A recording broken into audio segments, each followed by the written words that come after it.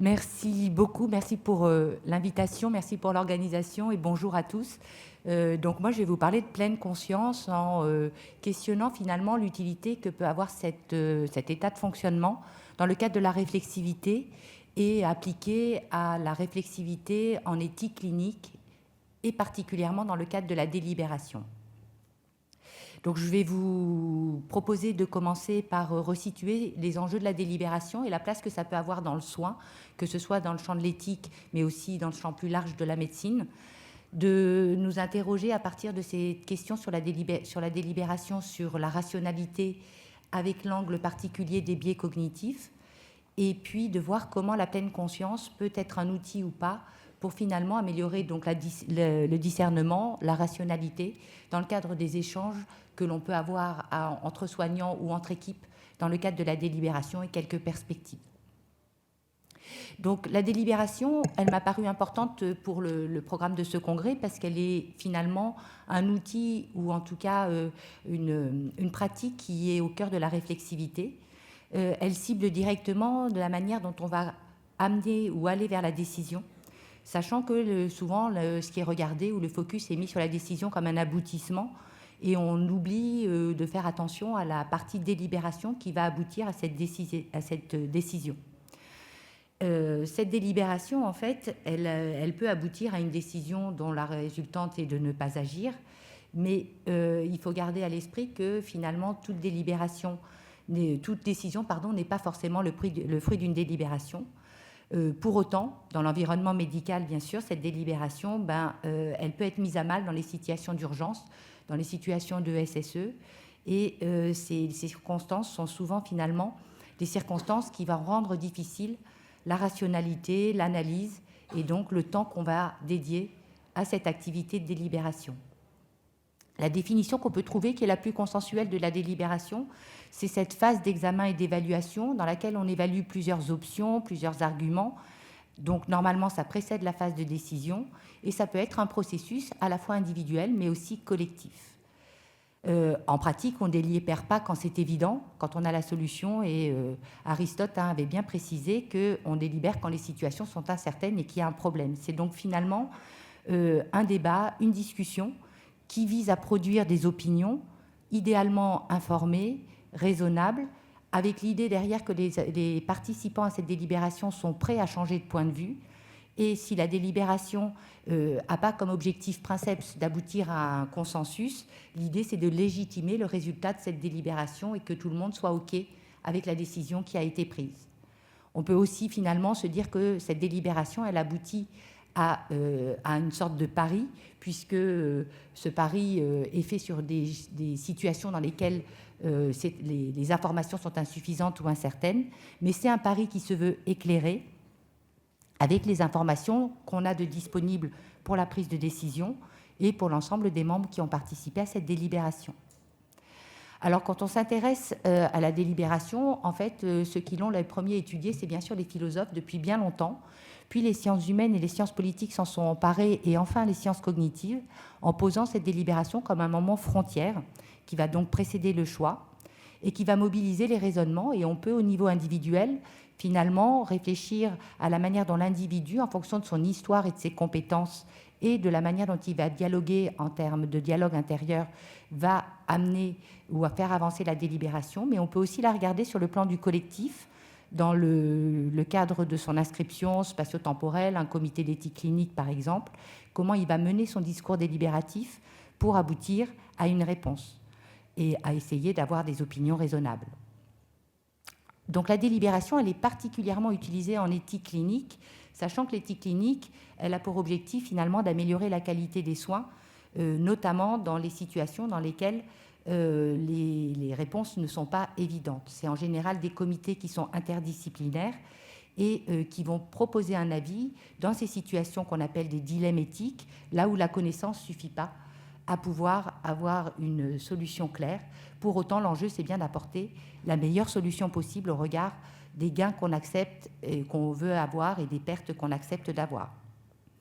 Donc cette délibération éthique, elle est impliquante et finalement, l'avis qu'on va proposer, la décision qu'on va prendre va avoir des conséquences. Il va falloir vivre avec les conséquences de ces décisions. C'est donc finalement un temps de rupture temporelle entre avant et après la délibération qui va bien sûr impliquer la délibération collective, mais qui invite, qui convoque le discernement de chacun des membres qui participent à cette délibération. Il y a une méthodologie pour délibérer, et cette méthodologie, elle a vraiment pour objectif de permettre que ce temps soit plus grand pour le groupe que pour chacun des individus. Elle repose principalement sur des règles éthiques qui ont été posées par Habermas, qui demandent à chaque membre qui participe à une délibération en conscience d'être sincère, d'être impartial, d'être prêt à changer de point de vue et aussi de respecter le temps de parole de chacun. Ça doit aider finalement à prendre en compte les émotions qui font partie de la délibération, puisqu'on est dans une situation clinique compliquée. Il y a à la fois les débordements émotionnels ou les risques de débordement émotionnel, les émotions contrefactuelles, comme les regrets notamment, et puis aussi les enjeux cognitifs, des informations qui sont incomplètes sur le cas du patient à propos duquel on délibère, par exemple, le fait de peut-être se sentir moins compétent que les autres, puisqu'on est en comité interdisciplinaire, la prise de risque, le fait d'assumer ses opinions. C'est donc finalement typiquement un cadre de réflexion dans lequel la rationalité est particulièrement convoquée. Alors, est-ce qu'on est capable d'évaluer ou qu'est-ce qui existe comme évaluation des résultats de la délibération ou de la rationalité de la délibération? En pratique, il faut constater qu'il n'y a pas beaucoup d'évaluation des avis rendus par les comités d'éthique clinique et ce n'est pas si évident que d'avoir des avis sur une proposition de soins ou une décision qui a été prise suite à un avis clinique, parce que finalement, il n'y a pas forcément de suivi, il y a beaucoup de parties prenantes dans ce cas-là. Et l'autre élément qu'on peut questionner, c'est finalement, est-ce que les membres qui participent à un comité d'éthique, eux-mêmes, ont une évaluation de l'efficacité de leur délibération? Quel est le retour qu'ils ont sur leur activité? Quelle réflexivité ils ont finalement sur leur activité? Ce qui a été proposé, c'est de regarder comment finalement les membres d'un comité d'éthique clinique vont se construire un espace moral. Et il y a un questionnaire récemment qui a été proposé par une équipe européenne qui s'appelle le questionnaire de compétences morales, qui évalue à la fois les compétences éthiques qu'on a mis en place dans cet espace de délibération. Est-ce que le collectif a fonctionné de façon éthique et finalement est-ce que nos actions ont été éthiques? Mais vous voyez que ça reste un espace relativement vierge. Comment est-ce qu'on peut questionner finalement cette rationalité, sachant que dans l'éthique clinique et dans la délibération d'éthique clinique, on est vraiment sur une ligne de crête. Et cette ligne de crête, elle convoque bien évidemment la rationalité de chacun, mais derrière et en arrière-fond se pose la question d'est-ce qu'on a réellement un libre arbitre?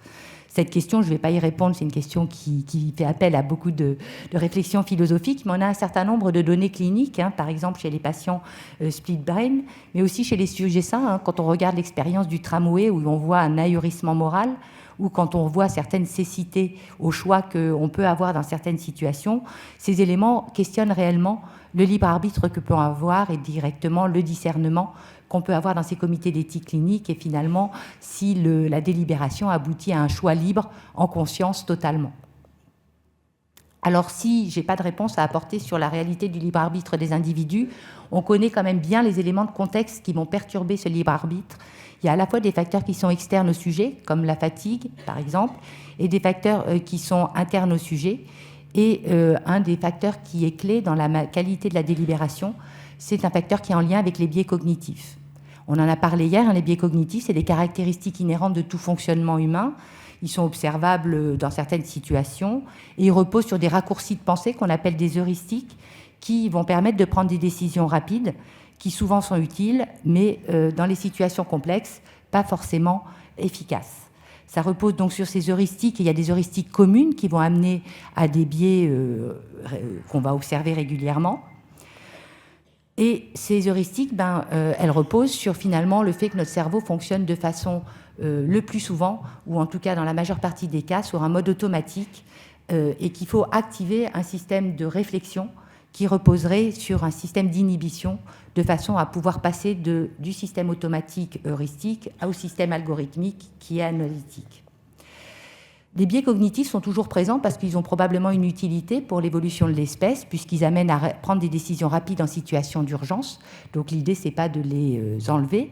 L'idée, c'est de voir à quel moment cette simplification cognitive va poser un problème, va conduire à des décisions absurdes ou va perturber le pari éclairé qu'on doit faire dans les comités d'éthique clinique et face aux dilemmes éthiques. Ces biais cognitifs, en fait, ils sont pas mal étudiés dans les contextes émotionnels et sous pression temporelle, tout ce que vous connaissez dans les situations d'urgence, mais aussi il y a un certain nombre de facteurs de personnalité qui ont été étudiés et qui suggèrent que certaines personnalités ont plus tendance à faire des biais que d'autres. Récemment, on a proposé qu'il pourrait y avoir un intérêt à fonctionner en pleine conscience, parce que cette cognition singulière qui consiste à faire attention différemment à ce qui se passe ici et maintenant dans l'acceptation du changement et des écueils, pourrait être une personnalité qui servirait ou qui aiderait à mieux délibérer et à mieux peut-être désautomatiser le fonctionnement cognitif. Alors la pleine conscience, quand on en parle, on peut parler de l'état de pleine conscience. Je ne sais pas si ce matin, ici et maintenant, vous êtes en pleine conscience ou il vous manque un café. On peut parler de la disposition de pleine conscience comme un trait de personnalité, c'est de celui-là dont on va parler après, ou d'un entraînement pour développer les états et le trait de personnalité. Donc si vous êtes intéressé, il y a une grosse communauté internationale qui travaille sur ce sujet.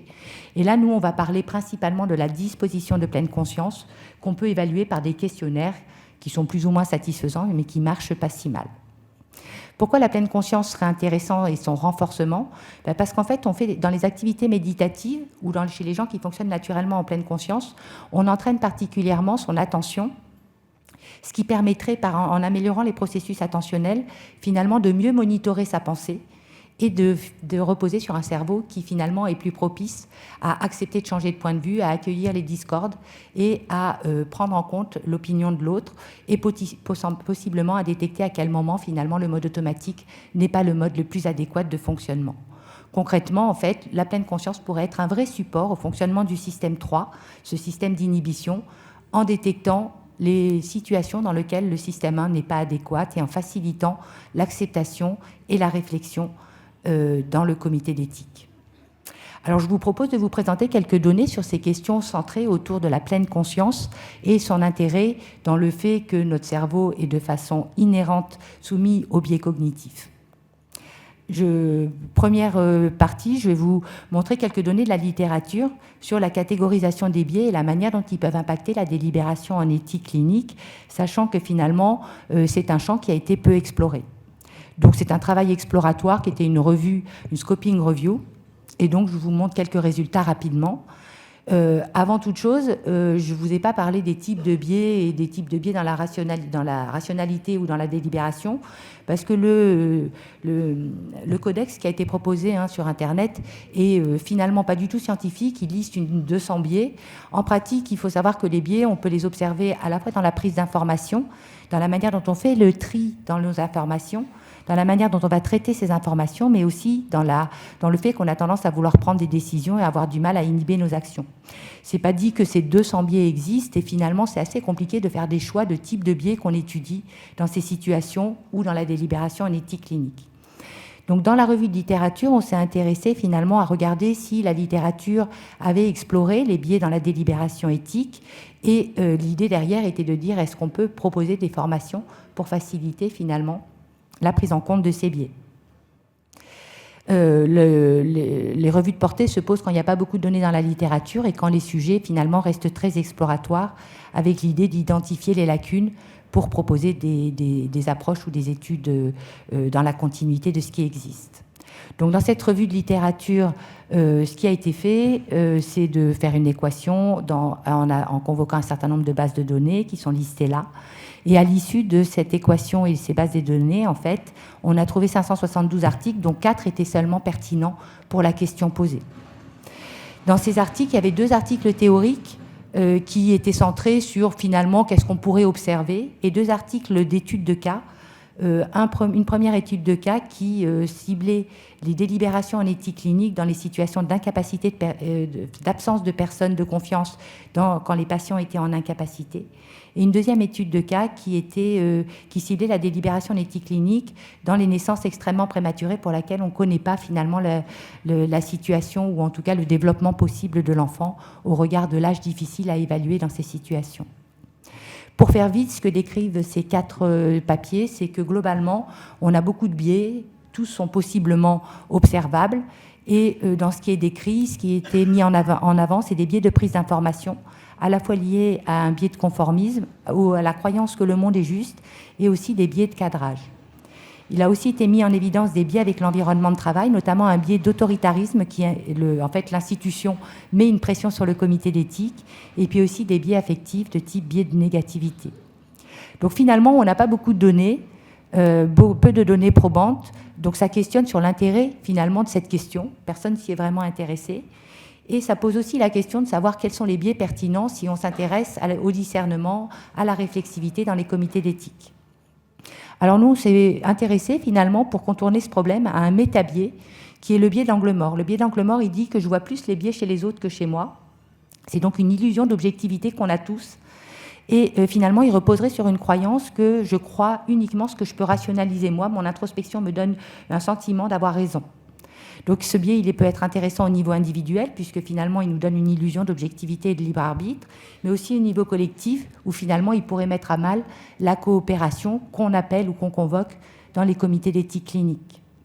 Je vous montre juste le questionnaire qui existe pour évaluer les biais. En fait, il y a 14 biais qui ont été ciblés. On demande si on pense qu'ils s'appliquent à nous et si on pense qu'ils s'appliquent aux autres. Et puis, on fait la différence sur ces 14 biais. Et finalement, si vous pensez plus que les biais s'appliquent aux autres qu'à vous, ben vous avez un biais d'angle mort. Donc, je vous propose de regarder quelques résultats qui questionnent ces biais d'angle mort en fonction de la personnalité des individus, de leur expertise et de leur niveau de fatigue, qui est une étude sur le contexte. Donc, on a étudié les membres de comités d'éthique versus des cliniciens qui avaient l'expérience de la délibération, pas forcément l'expertise, qui était pour nous les psychiatres, puisque c'est des populations qui vont qui en tout cas convoquent la réflexivité d'équipe et la collégialité pour essayer de porter des diagnostics sur des cas qui sont difficilement objectivables. Et on a aussi regardé la personnalité, donc en termes de disposition mindful ou pas. Et pour le contexte, on s'est questionné sur le niveau de fatigue des individus, des soignants qui participaient au comité d'éthique avec l'importance de cette fatigue qui a été mise en évidence au regard de la dégradation de l'attention quand on est fatigué, de l'impulsivité qu'on peut avoir et de la difficulté à gérer ces erreurs qui sont classiquement associées à des hauts niveaux de fatigue. Donc la méthodologie était classique. On a recueilli les données par questionnaire. Donc c'était une étude quantitative, avec des données mesurant les biais, la prise de décision, la pleine conscience, le niveau de pleine conscience, et puis le niveau de fatigue et la propension à la prise de risque. Dans la première étude, on avait 52 sujets. On a comparé donc des experts de la délibération en éthique clinique qui avaient plus d'1 an de pratique des comités d'éthique clinique à des psychiatres qui avaient de l'expérience de la délibération, mais pas forcément de la délibération en éthique clinique. Dans la deuxième étude, on a inclus plutôt des soignants du service de santé, des externes, des internes et des médecins. Et pour chacune de ces populations, le questionnaire de mindfulness a été utilisé. L'idée était de comparer l'expérience et l'expertise sur le biais d'angle mort, de regarder l'impact de la fatigue et de regarder le fonctionnement entre la pleine conscience, la fatigue et le biais d'angle mort. Donc les premiers résultats montrent qu'en fait les éthiciens ont moins de biais d'angle mort que les cliniciens psychiatres, et les éthiciens perçoivent leur comportement et leurs décisions comme étant plus éthiques que les psychiatres, avec chez les psychiatres des différences entre les internes et les psychiatres anciens, les internes percevant plus d'éthicité dans leur comportement que les anciens. On observe qu'il n'y a pas de différence entre les deux groupes sur le fonctionnement de pleine conscience, le fonctionnement mindful. Si on questionne les données de la fatigue, on a dans notre population des 199 soignants qui ont répondu 20% de fatigue impactante avec moins de 3 heures de sommeil dans la nuit. La fatigue, il n'y a pas de différence selon le niveau de fatigue sur le biais d'angle mort, alors que c'était une hypothèse forte qu'on avait. On observe qu'il n'y a que 20 sujets sur les 200 qui n'ont pas de biais d'angle mort, et c'est principalement des externes. Plus on est ancien, plus on semble avoir de biais d'angle mort. Le niveau de pleine conscience diminue si on est fatigué, Et surtout, ce qu'on observe, en fait, c'est que ce niveau de pleine conscience, il servirait de médiateur, en fait, entre le niveau de fatigue et le biais d'angle mort, comme si, finalement, il modulait la manière dont la fatigue va impacter notre perception des biais chez les autres, comparativement à notre perception de nos biais propres. Enfin, on observe que le niveau d'éthicité perçu est d'autant plus faible qu'on est fatigué, et c'est indépendant de la quantité déclarée de formation à l'éthique clinique. Donc, finalement, nos hypothèses ne sont que partiellement validées et ça mérite plus d'études, évidemment, pour aller plus loin dans cette question. Dernier point, pour ne pas prendre trop de temps, je vous propose de regarder les biais de partage d'informations et un biais qui est un biais de groupe, puisque finalement, en délibération et dans la réflexivité collective, on va partager un travail collectif et le groupe fonctionne différemment de l'individu seul. On considère que le groupe apporte un bonus d'assemblée, notamment quand les décisions sont difficiles. Et ce bonus d'assemblée, en fait, il est important à prendre en compte parce qu'on va partager des informations et il semble que finalement ce partage d'informations puisse être l'objet de biais particuliers. Donc dans le biais de partage d'informations, ce qu'on observe, c'est que souvent dans une réunion pour délibérer à propos d'un cas, on va souvent parler de ce qu'on connaît déjà sans apporter de nouveaux arguments pour faire évoluer la décision. Et donc, il y a un paradigme qui existe, qui est un paradigme qui est construit autour d'un accident de voiture qu'on décrit, qui se passe à 3 participants. Donc, les 3 participants vont lire l'accident de voiture, qui est la partie que vous avez en jaune. Chaque information est codée. Et puis, à l'insu du groupe et à l'insu de chacun, on donne des informations supplémentaires à chacun des 3 sujets qui doivent délibérer pour trouver qui est responsable de l'accident. Et s'ils partagent les informations personnelles qu'ils ont, normalement, ils doivent trouver qui est responsable de l'accident. S'ils ne les partagent pas et qu'ils passent leur temps à discuter des informations générales, en général, ils ne trouvent pas qui est responsable de l'accident, il n'y a pas de consensus. Et ça se passe en 10 minutes. Donc l'idée était de regarder et de comparer ce biais de partage d'informations entre 3 populations, des experts de la délibération en éthique clinique, des sujets qui se connaissaient mais qui n'avaient pas d'expertise en éthique clinique, et puis des sujets naïfs et qui ne se connaissaient pas. Et donc on faisait l'hypothèse que les délibérateurs, normalement, devaient mieux gérer ce biais de partage d'informations. Et que si on se connaît, possiblement qu'on était meilleur que si on ne se connaissait pas. Donc pareil, c'est une étude qui a été soumise au comité d'éthique du service de santé, qui est encore en cours. On n'a que 3 groupes, donc 12 délibérateurs, 12 naïfs et 12 naïfs qui se connaissent, donc 3 groupes dans chacun de ces 3 populations. Chacun a passé des questionnaires et a été soumis au paradigme de biais d'angle mort. On a des différences sociodémographiques entre nos groupes. Les naïfs qui se connaissent sont principalement des hommes et sont plus jeunes. On n'observe pas de différence entre ces 3 groupes pour le biais de partage d'informations dans le résultat. Tout le monde trouve la bonne réponse. Par contre, on observe que les délibérateurs passent beaucoup plus de temps à commenter chacune des informations génériques en se questionnant sur est-ce qu'elle est vraie, est-ce qu'elle n'est pas vraie, et ils partagent moins de données personnelles, celles qu'ils ont eues individuellement. Donc ils ont un peu plus tendance à avoir ce biais de partage d'informations, ce qui était surprenant. Ces 3 groupes ne sont pas différents sur le plan de la disposition de pleine conscience. Pour autant, il y a des différences en termes de prise de risque. Les délibérateurs semblent être plus avoir le goût du danger et avoir déclaré moins de maîtrise de soi. Et le groupe des sujets naïfs qui ne se connaît pas a plus de biais d'angle mort. Donc nos hypothèses, là encore, ne sont que partiellement validées, mais cette étude doit encore inclure des sujets dans les différentes populations qu'on a définies. Donc juste pour terminer, finalement, l'idée c'était de vous amener des éléments de réflexion pour la délibération et la réflexivité quand vous travaillez en collectif. Le biais d'angle mort est peut-être un biais d'intérêt pour vous dans vos situations d'urgence et en SSE. Est-ce qu'on peut dire que la mindfulness est un outil protecteur? Pas avec ces données-là. Vous voyez que finalement, c'est pas, la disposition de pleine conscience n'est pas si protectrice que ça. La fatigue semble perturber, mais pas non plus tant que ça. Et l'expérience semble pas, de la collégialité semble pas non plus, enfin en tout cas chez les psychiatres, un outil de protection. Alors nous, ce qu'on a étudié, c'est finalement des facteurs qui participaient ou qui étaient convoqués à la fois sur le plan individuel et aussi sur le plan collectif, mais finalement je ne vous ai apporté aucune donnée directement prise pendant une délibération en éthique clinique. Et en fait, cette absence de données, elle revient au fait que les délibérateurs en comité d'éthique ne souhaitent pas qu'on les observe, ce qui est un petit peu surprenant, puisque finalement, c'est finalement des gardiens de la rationalité, de la prise de décision dans les situations difficiles. Pour finir, on a finalement un questionnement sur la manière dont on a évalué le fonctionnement de pleine conscience, puisque ce qu'on a étudié, c'est la disposition. On n'a pas étudié l'amélioration de la pleine conscience et son effet sur les biais après un programme.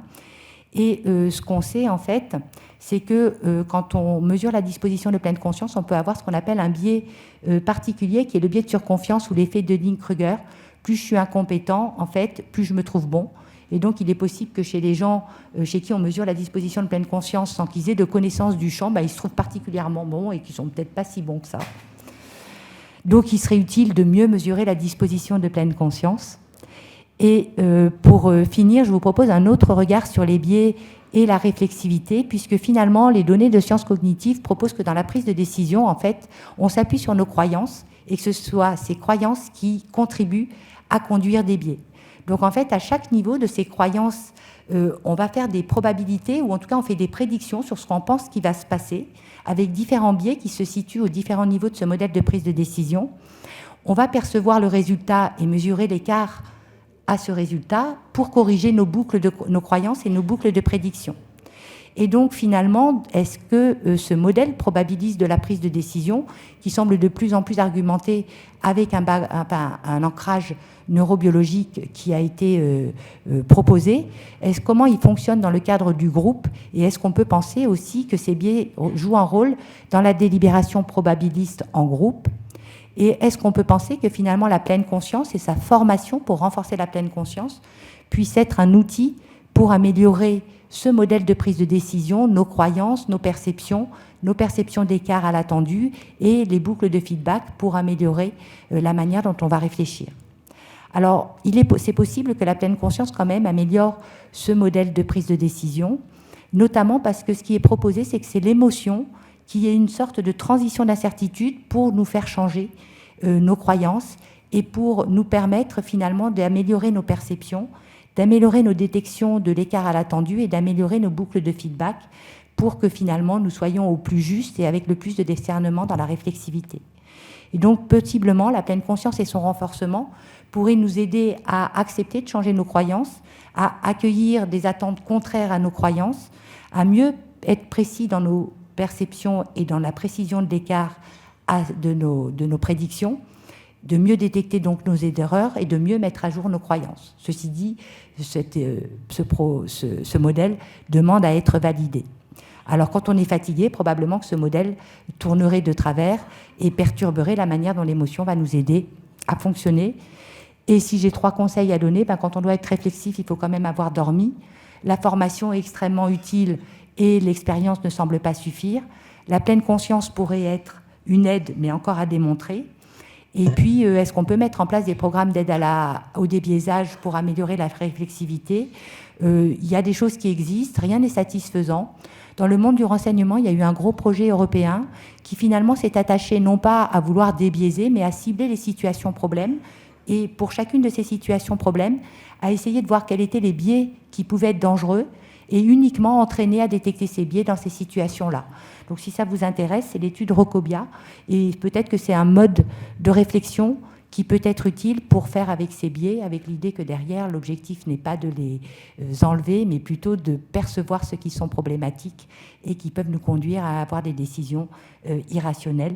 Et peut-être que cette manière de faire pourrait avoir une utilité dès lors qu'on réfléchit sur nos pratiques et sur la manière dont on veut améliorer nos prises de décision dans le soin. Je vous remercie de votre attention et j'espère que je n'ai pas été trop loin.